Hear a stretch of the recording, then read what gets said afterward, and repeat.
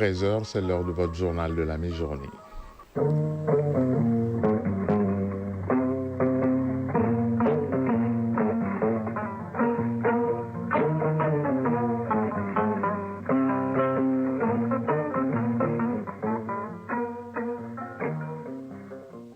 Le journal, Ousmane Daou. Mesdames et messieurs, bonjour. À la une de ce 13h, l'association Sabatiso ou la Maison de la Stabilité tend la main aux ex-toxicomanes et aux personnes démunies avec son nouveau projet Nouvelle Chance qui va insérer 600 jeunes pour leur autonomisation. Plus de 250 millions de francs CFA, c'est le coût de ce projet. Le Fonds d'appui au moteur du changement FAMOC œuvre pour l'implication des jeunes et des femmes dans la gestion des affaires publiques avec son projet Les ateliers citoyens. Notre dossier de ce lundi s'intéresse aux moutons sacrificiels, actes religieux ou traditionnels. La réponse est dans un instant. Hors du Mali au Cameroun, le président sortant Paul Biya est réélu à la tête du pays avec plus de 53% des voix. L'annonce a été faite ce matin par le Conseil constitutionnel du pays. Pendant ce temps, les Ivoiriens qui étaient dans l'isoloir samedi sont dans l'attente de nom du futur président de la Côte d'Ivoire. Mais déjà, l'un des candidats malheureux à cette présidentielle, Jean-Louis Billon, a félicité le président sortant Alassane Dramane Ouattara, candidat pour sa réélection. Le président américain Donald Trump poursuit sa tournée en Asie après la Malaisie. Il est arrivé ce matin au Japon. En sport, hier, dimanche de gala pour les deux clubs poids lourds de football malien, le Stade malien de Bamako en Ligue des Champions et le Doliba AC en Coupe de la Confédération. Les deux ont obtenu leur ticket pour la phase de groupe. Et puis, en Espagne, le premier classico de la saison, c'est pour le Real de Madrid qui a battu au Santiago Bernabéu 2-1 son grand rival, le FC Barcelone, grâce à des réalisations de Kylian Mbappé et de Jude Bellingham. Voilà pour le sommaire. Dans un instant, les détails. Mesdames et messieurs, bonjour. Merci d'avoir choisi Radio Mali pour vous informer. Bienvenue.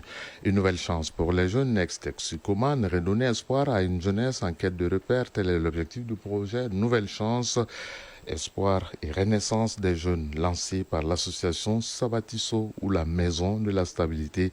Ce programme vise à insérer 600 jeunes en situation de dépendance afin de les aider à devenir autonomes. Et le coût de ce projet, c'est plus de 250 millions de francs CFA sur 3 ans. Souma Ouaïdara. Rassembler, former et insérer les jeunes, 3 mots, une mission. C'est cette mission que s'est fixée l'association Sabatiso, la Maison de la Stabilité en français, déterminée à transformer la détresse en espoir à travers son nouveau projet intitulé Nouvelle Chance, Espoir et Renaissance. L'association veut redonner un nouveau départ aux jeunes ex-toxicomanes. Mariam Boundi, présidente de l'association Sabatiso. La mission est d'accompagner les jeunes désœuvrés, les orphelins de guerre, les anciens toxicos, les veuves. Projet de 3 ans pour accompagner 600 jeunes à raison de 200 jeunes par an. Le coût global s'étend à plus de 200 99 000. L'objectif principal, c'est donner une opportunité à cette couche vulnérable de s'insérer et d'être utile pour la société. Pour l'Office central de lutte contre les stupéfiants OCS, l'action de l'association Sabatiso vient en appui à sa mission de prévention et de lutte contre la toxicomanie, un fléau qui mine la jeunesse. Commissaire principal de police Sekou Niaré, chef de division planification et études stratégiques de l'Office central de lutte contre les stupéfiants OCS. Cette activité est une nouvelle chance pour les consommateurs de drogue. Consommer la drogue a beaucoup de conséquences, non seulement sociales, mais aussi l'État perd beaucoup de ses bras valides à cause de cette consommation de drogue. Le ministère en charge de la jeunesse confirme que ce projet s'inscrit pleinement dans la volonté des autorités de favoriser la réinsertion sociale et professionnelle des jeunes vulnérables. Baba Mahamoud Arbi, conseiller technique du ministre de la Jeunesse et des Sports. C'est dans ce cadre que nous reconnaissons que la jeunesse demeure notre plus grande force, notre espoir et notre moteur de développement. Mais pour que cette jeunesse joue pleinement son rôle, elle a besoin de véritables opportunités de formation, d'accompagnement, d'encadrement et de perspectives durables.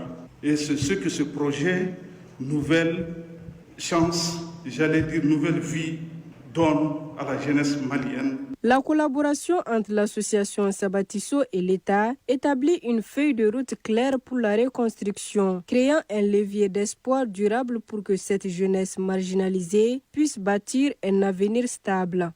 Oui, Soumaou, restons avec la jeunesse, encourager la participation citoyenne des jeunes et des femmes dans la gestion des affaires publiques. C'est l'objectif du projet Les Ateliers Citoyens phase 2 de l'ONG Éveil Mali, un programme soutenu par le ministère des Affaires étrangères du Danemark à travers le Fonds d'appui aux moteurs du changement, le FAMOC. Moussa Kamara nous en dit plus. C'est par l'hymne national qu'a débuté la cérémonie sous la paillote du Palais de la Culture Amadou Hampâté-Bâ, un cadre d'échange où la parole est libre, symbole de l'esprit du projet. Les ateliers citoyens phase 2 porté par l'ONG Éveil Mali, ce programme vise à renforcer la participation des jeunes et femmes dans la gestion des affaires publiques. Les activités concernent les 7 arrondissements du district de Bamako, les communes de Nyonon et de Goundam, mais aussi l'ensemble du pays à travers les initiatives en ligne. Hamassi C, coordinateur de l'ONG Éveil Mali. Le projet Les Ateliers Citoyens compte environ 16 activités principales avec de nombreuses activités et sous-activités dont leur mise en œuvre s'étendra sur 12 mois. Parmi ces activités, on peut retenir entre autres des plaidoyers auprès des légitimités traditionnelles et des lutteurs religieux pour leur implication dans la sensibilisation des populations, au renforcement de leur participation aux actions de développement communautaire, avec plus de 102 000 personnes bénéficiaires finaux qui sont visés. Financé par le FAMOC à travers le ministère danois des Affaires étrangères, le projet mise sur la formation, la redevabilité et le leadership citoyen. Frédéric Caboret, chef d'équipe du FAMOC. Par ce projet, Éveil Mali va contribuer à l'éveil des consciences, à la sensibilisation de la population pour leur participation effective aux affaires de la communauté. Et par conséquent, vont contribuer de façon significative à l'émergence d'un Mali résilient et plus respectueux des droits humains, ce qui est l'objectif principal du Fonds d'appui au moteur du changement phase 2.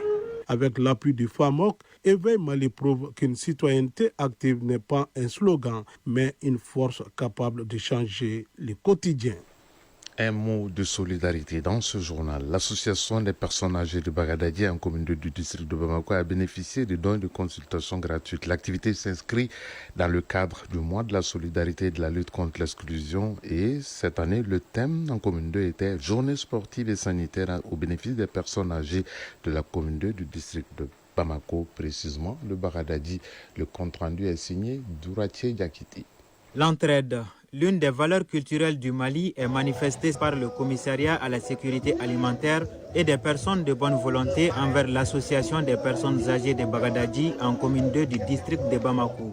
Dans un premier temps, elle reçoit de la part des donateurs des vivres précisément. On a bénéficié Sekou Tidjane Traoré, président de l'association des personnes âgées de Bagadadi. D'une tonne de la part de Mamadou Touré du Ditron, voilà, et de la sécurité alimentaire qui nous a appuyé avec 3 tonnes. De rien surtout. Bon, avoir 4 tonnes vraiment pour qu'on puisse le partager entre les démunis et les personnes nécessitées de notre quartier, vraiment je crois que c'est encore mieux.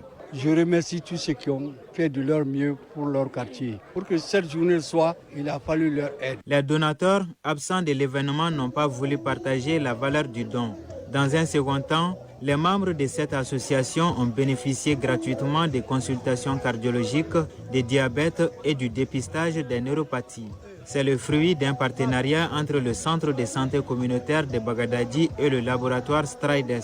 Après consultation, Issa Soumaoro n'a pas caché sa joie. Diabète, tension, vraiment ça va. Il s'occupe des personnes âgées et qui que ce soit à Bagadadi.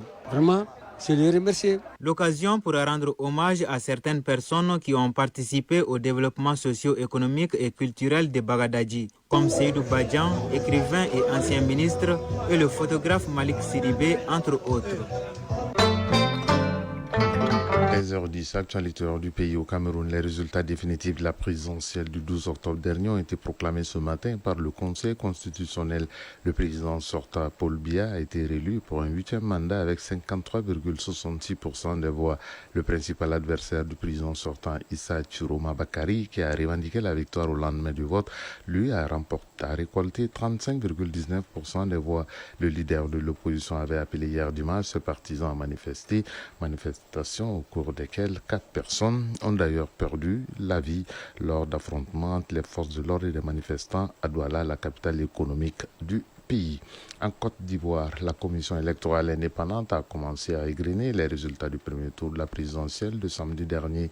Les résultats complets devraient être proclamés ce lundi. Déjà, l'un des candidats à cette présidentielle, Jean-Louis Billon, a félicité le président sortant, Alassane Dramane Ouattara, qui brigue un 4e mandat. Au Bénin, la publication de la liste définitive des candidats à l'élection présidentielle d'avril 2026 est prévue le 31 octobre prochain. À quelques jours de cette proclamation, le ticket du principal parti d'opposition, les démocrates, n'est toujours pas validé. Plusieurs recours du parti seront examinés ce lundi devant la Cour constitutionnelle pour réclamer la qualification de son duo de candidats exclus de la liste provisoire. À Djibouti, l'Assemblée nationale a adopté hier à l'unanimité la suppression de la limite d'âge de 75 ans inscrite dans la constitution du pays pour se porter candidat à la présidentielle d'avril 2026, ce qui ouvre une nouvelle candidature pour un 6e mandat au président Ismaël Oumar Guelleh au pouvoir depuis 1999. Les 65 députés disent avoir mis en avant la stabilité du pays en votant à l'unanimité pour la suppression de la limite d'âge. Le président américain Donald Trump est arrivé ce matin à Tokyo, au Japon, pour la 2e étape de sa visite d'une semaine en Asie, qu'il culminera jeudi prochain à Séoul, en Corée, avec une rencontre avec son homologue chinois Xi Jinping. À Tokyo, Donald Trump va avoir des entretiens avec l'empereur japonais ainsi que la première ministre japonaise Sanae Takaichi. Cette tournée en Asie a commencé hier par la Malaisie. Retour au pays pour parler de notre dossier de ce lundi. Il est généralement immolé pendant les baptêmes en guise de sacrifice pour le nouveau-né. Il s'agit du mouton sacrificiel. Le sacrifice du mouton est une pratique très répandue, notamment dans la communauté musulmane, où elle est perçue comme un acte de culte visant à commémorer l'obéissance du prophète Abraham envers Dieu. Cependant, le baptême d'un enfant dans la tradition malienne était l'occasion de faire des sacrifices pour l'enfant, le nouveau-né. Alors, le mouton sacrificiel du baptême est-il un acte religieux ou traditionnel? La réponse est avec Awa Traoré. Il est 6h45 du matin à Sébinikoro, en commune 4 du district de Bamako. Nous sommes dans la famille Touré pour le baptême de la petite Mariam. Le baptême officialise le nom et marque l'entrée du nouveau-né dans la société. Une grâce divine qui est célébrée en égorgeant un mouton dans la famille en compagnie des voisins et collègues. Boubacar Bablin Touré, parent. Pour tous ceux qui ont fait le déplacement quand même pour venir m'accompagner, en tout cas, je les remercie tous infiniment. De l'autre côté, à Bozola, en commune 2, Mahamadou Kouroumagan fête le baptême de son premier enfant en toute convivialité. Le sacrifice du mouton lors du baptême est une pratique ancienne. On a égorgé des moutons pour notre garçon. C'est un sacrifice pour l'enfant et c'est une question de moyens financiers. Le sacrifice du mouton à l'occasion d'un baptême est une pratique répandue, notamment dans la communauté musulmane. Tidiane Diarra, imam. Le choix du mouton pour le baptême, c'est comme le choix du mouton pour l'Aïd al-Adha, pour la fête de la Tabaski. Donc le mouton doit dépasser 6 mois. Donc le mouton doit être intact, ne doit pas avoir des maladies qui sont visibles ou des infirmités qui disqualifient. Donc ça, c'est de façon générale, c'est le même critère qui continue. Alors il n'y a pas de raison explicite évoquée concernant maintenant la quantité. Pour le garçon, les hadiths, comme nous l'avons rappelé, les hadiths, le prophète a dit 2 moutons ou 2 bébés d'âge comparable pour le garçon et pour une fille, un mouton. Mais les savants, ils ont essayé d'avancer beaucoup des hypothèses.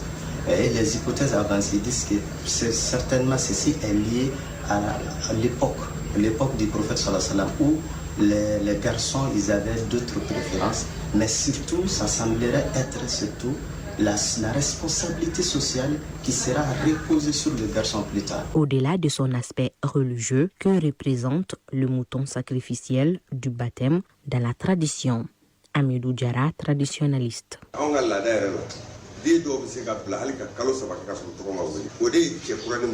Le baptême est un moment important pour l'enfant et ses parents.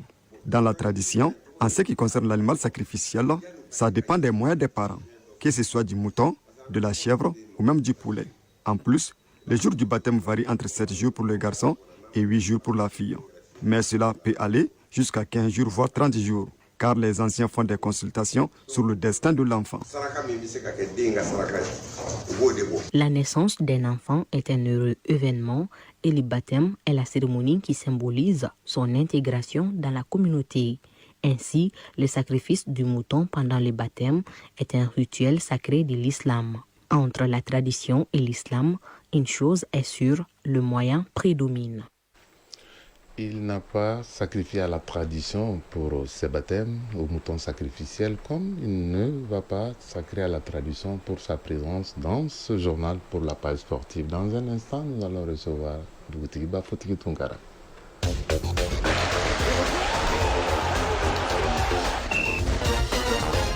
Vous l'avez compris, ce générique, c'est le sport de ce journal avec Fotiki Tunkara. Bonjour Fotiki et bienvenue, très heureux. Merci, bonjour Ousmane, bonjour à tous.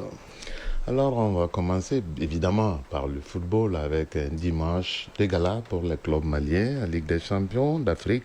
Le stade malien de Bamako se qualifie pour la phase de poule. Oui, une grande première pour le stade malien de Bamako. Les Blancs accèdent à la phase de poule de la Ligue des champions d'Afrique de football.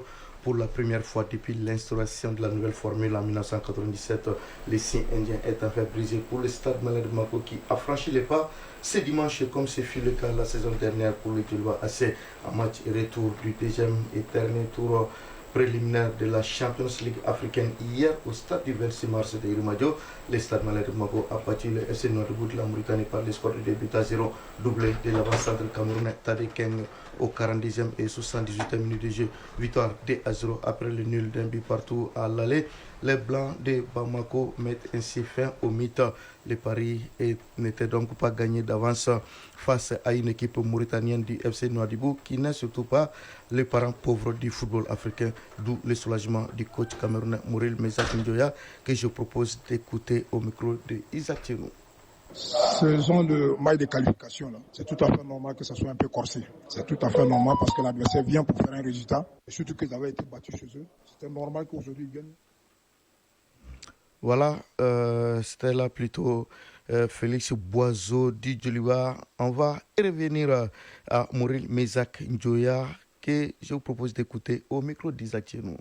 Il faut dire que le match a été entamé difficilement par nos jeunes et puis l'explication est facile à digérer parce que là, vous avez affaire à une équipe en majorité de jeunes qui n'ont jamais joué à ce niveau de la compétition et à qui vous dites, écoutez, si vous jouez, si vous vous qualifiez, ça veut dire que tout le Mali sera derrière vous, vous jouez pour le Mali, tout ça. Vous voyez, ça sème beaucoup de pression dans la tête des enfants. Et on leur dit, vous avez fait nul, ça veut dire que si vous faites 0-0, vous êtes qualifié. Si vous faites 1-1, ça fait tir au but. Ben, c'était trop demandé à ces jeunes.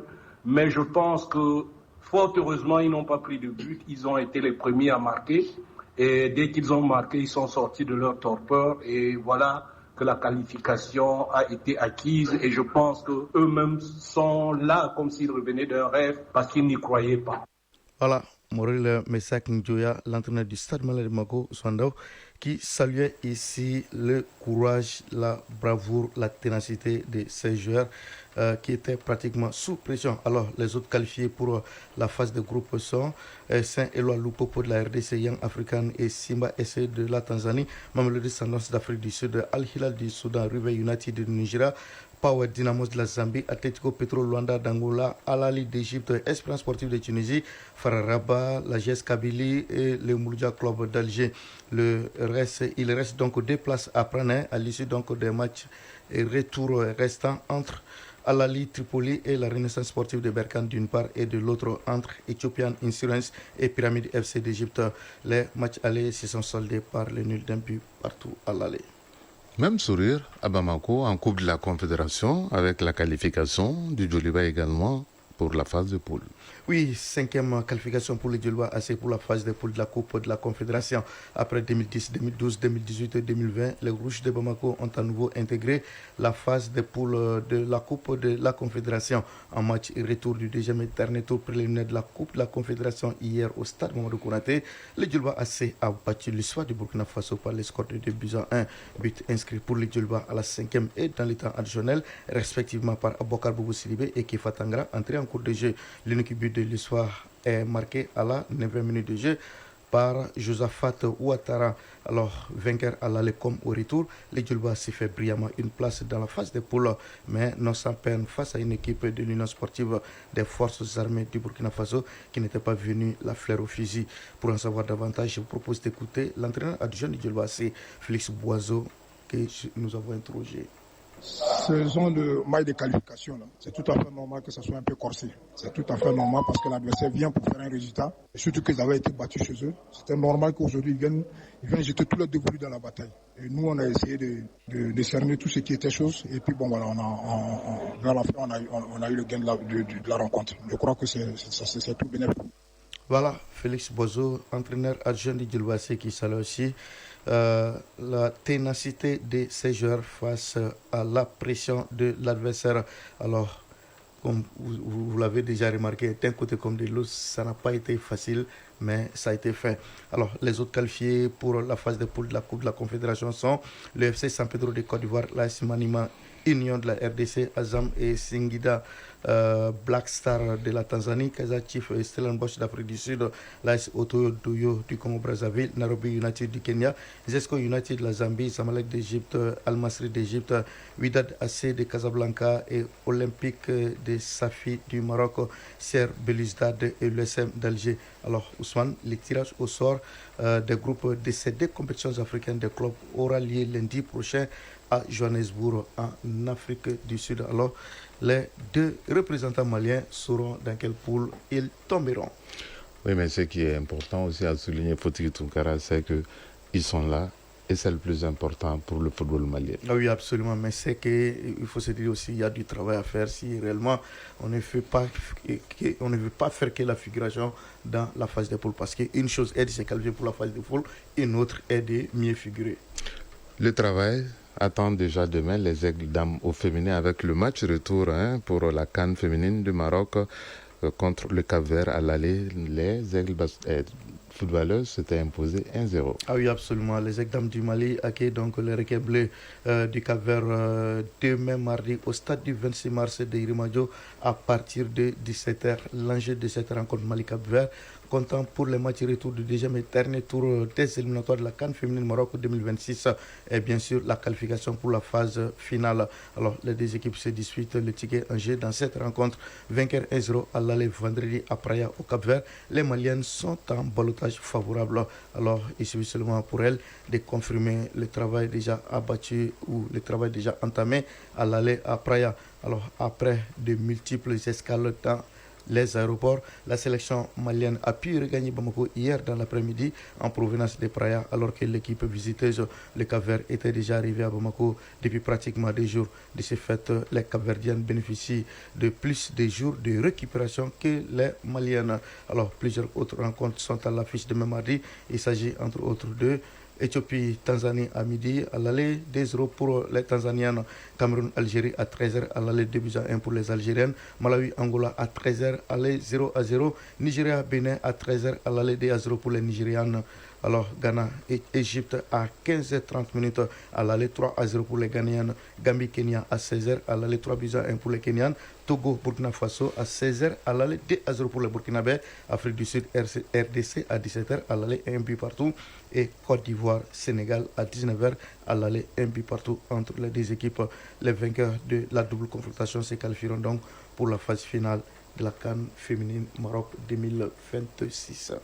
Faut-il Tunkara en boucle cette page sportive sur les Pyrénées espagnoles, précisément à Madrid où hier, Au bonheur de Sirka Konaté, l'heure du Classico était à l'heure madrilène qui a battu son grand rival, le FC Barcelone, 2-1. Oui, absolument. Les matchs étaient quand même très attendus par les férus du football et surtout les supporters de ces deux clubs. Le Real Madrid s'offre le premier Classico de la saison en Espagne au compte de la 10e journée de la Liga espagnole. Hier, au stade Bernabéu, le Real Madrid a battu son grand rival, le FC Barcelone, par le score de 2-1. Les merengues ont ouvert le score à la 22e minute de jeu par Kylian Mbappé. Réaction des Blaugrana qui s'accrochent et égalisent à la 43e minute de jeu par Fermin Lopez. Un but partout. Le Real Madrid, qui ne l'attendait pas de cette oreille, reprend vite l'avantage au score à la 45e minute de jeu par Jude Bellingham. 2-1 à la mi-temps. Ce sera le score final. Avec ce succès, le Real consolide sa première place avec 27 points désormais, soit 5 unités d'avance sur le Barça. Et du coup, pour cette rencontre, Kylian Mbappé égale aussi un record en devenant le 3e joueur au XXIe siècle à marquer 4 classicos de suite avec Ronaldinho, le Brésilien qui a évolué à Barcelone, et bien entendu le Portugais Cristiano Ronaldo. Foutiki Tunkara, j'espère que ce lundi ne sera pas un long lundi pour vous. D'habitude, comme chaque lundi, si on n'est pas à la radio, on est au niveau de la télé. Mais on fait avec, c'est la passion du service public. Et c'est avec cette passion du service public que nous vous disons au revoir. Ce journal s'achève à 13h passées de 25 minutes à Dramane, région de Caille, également à Samégar et à Kona, région de Mopti. Ce journal vous a été présenté par Ousmane Daou, réalisation d'Ossé Babadiara, mise en onde à Alassane Traoré, à Citan Camara, mise en ligne Sekou Traoré, Bekaï Sissé. Le prochain rendez-vous avec l'actualité, c'est à 19h30. Vous serez en compagnie de Kouma Sissé. Si vous êtes à table, bon appétit. Si vous avez fini de manger, bonne digestion. Tout le plaisir a été pour nous de vous servir. Chacun de nous ne peut être une étoile, mais tâchons de briller pour éclairer là où nous sommes. Au revoir et à très bientôt. Excellente semaine à toutes et à tous.